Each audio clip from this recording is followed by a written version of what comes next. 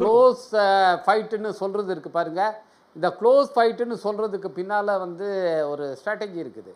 அதாவது பாஜக எப்பயுமே என்ன பண்ணுவாங்கன்னா, ஒரு க்ளோஸ் ஃபைட்டுங்கிற மாதிரியான ஒரு சூழலை வந்து ஒரு நேரேட்டிவை கன்ஸ்ட்ரக்ட் பண்ணுவாங்க. முதல்ல ஒரு எலெக்ஷனுக்குள்ளார ரொம்ப க்ளோஸ் ஃபைட் வந்துருச்சுங்கிற மாதிரியான ஒரு நேரேட்டிவை கன்ஸ்ட்ரக்ட் பண்ணிவிட்டு, அப்போ தான் வந்து அவங்க அந்த கடைசி நேர தில்லுமுல்களை செய்கிறதுக்கு வந்து அதை வந்து ஒரு வாய்ப்பாக பயன்படுத்துவாங்க.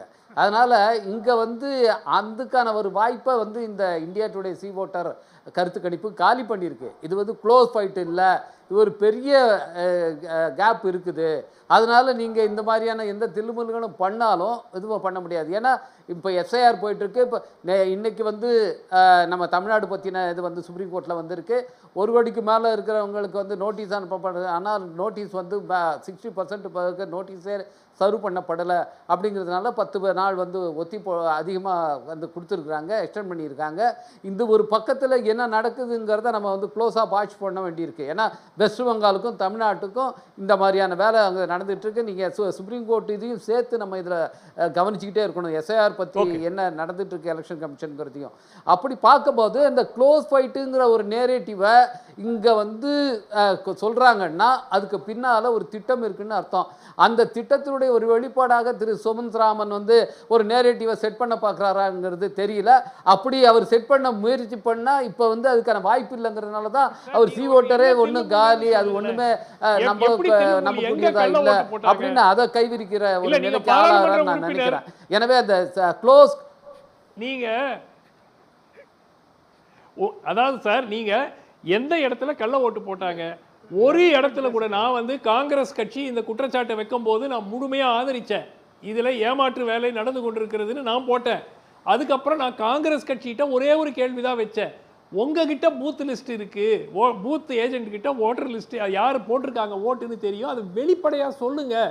இந்த மாதிரி 3 வாட்டி 4 வாட்டி பேர் வரவங்க யாராவது 2 வாட்டி ஓட்டு போட்டிருக்காங்க, இல்ல ஒரே வீட்ல கூட 300 பேர் இந்த வார ஃப்ரண்ட் லைன்ல பீகார் 100 பேர் ஓட்டு போட்டுருக்காங்கன்னு காட்டுங்கன்னா ஒடிசா தேர்தல் முடிவு பிஜு ஜனதா தளமும் எலெக்ஷன் கமிஷன் தேர்தல் முடிந்த உடனே ஒரே நேரத்துல நாடாளுமன்ற தேர்தலுக்கும் ஒரே வாக்காளர் போய் 2 பேருக்கு ஓட்டு போட்டு வரார். ஒரு எம்பி தேர்தலுக்கு ஒரு எம்பிக்கு ஒரு ஓட்டு, எம்எல்ஏக்கு ஒரு ஓட்டு. கரெக்ட். ஆனா ஒரே பூத்ல டிஸ்கிரிபன்சி இருக்கு. எலெக்ஷன் கமிஷன் ஆதாரபூர்வமான அதிகாரபூர்வமான பதில தரல, தில்லுமுல்லு பண்ணிருக்காங்க. போன வாரம் ஃப்ரண்ட் லைன்ல இருக்க என்ன தில்லுமுல்லு எப்படி செஞ்சாங்க? இல்ல இதுல இன்னவண்டியும் சொல்ல வர்றாரா? இன்னைக்கு உச்சநீதிமன்றத்துல முன்வைத்த வாதத்தை முதல்ல நாங்க என்ன வந்து விடுதலை சிறுத்தைகள் கட்சி சார்பாகவும் நாங்க வந்து உச்ச நீதிமன்றத்தில் வழக்கு தொடுத்திருக்கோம். அதுல நாங்க வச்சிருக்க வாதத்தை என்னன்னு நீங்க போய் பார்க்கணும். என்ன ஆர்குமெண்ட்ஸ் நாங்க வைக்கிறோங்கிறத பார்க்கணும். நீங்க எவ்வளவு பேரை டெலீட் பண்றீங்க, எவ்வளவு பேரை ஆட் பண்றீங்கிறத வந்து சொல்லவே இல்லை. போய் ஒரு செகண்ட் டிஆர்கே தான் சொல்ல நீங்க நான் என்ன சொல்ல வந்தேன்னா நான் என்ன சொல்ல வந்தேன்னா சுமத்ராமன் ரொம்ப பேசிட்டாரு, எனக்கும் ரவீந்திரனுக்கும் இந்த வாய்ப்பை கொடுங்கன்னு தான் சொல்றேன். ஓகே, அதாவது இப்போ நான் ஒரே ஒரு பாயிண்ட் சொல்லிடுறேன். க்ளோஸ் ஃபைட் சொல்றதுல ஒரு செகண்ட் சொல்றதுல கோர்ட்ல நீங்க கபில் சிபல் என்ன பேசிருக்காருன்னு பாருங்க. உடனுக்குடன் செய்திகளை தெரிந்து கொள்ள சன் நியூஸ் பெல் ஐகானை கிளிக் பண்ணுங்க.